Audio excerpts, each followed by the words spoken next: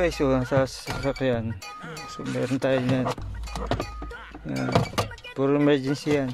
Maganda itong may ganito tayo. Fire extinguisher, fire stop. Yan. Puro wiring dito sa bodega ko. So meron din dito ng fire extinguisher. Oh. Yan. Expire 2029. Yan. Tapos dito pa sa kusina meron din. Yan. So yan. Sa kusina fire stop. Kasi dito yung LPG lutuan. Kaya kailangan meron fire extinguisher. So sa taas meron din ako naglagay din ako sa taas yan. No? Sa checkout nyo lang, makadiscount kayo ng malaki. Ang 500 ml 53 lang, ang 1000 ml 70. Try natin i-buy.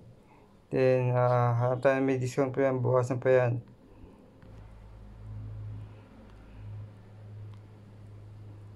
So yan, 70 na lang yung ang isa. So check out nyo na guys, salamat.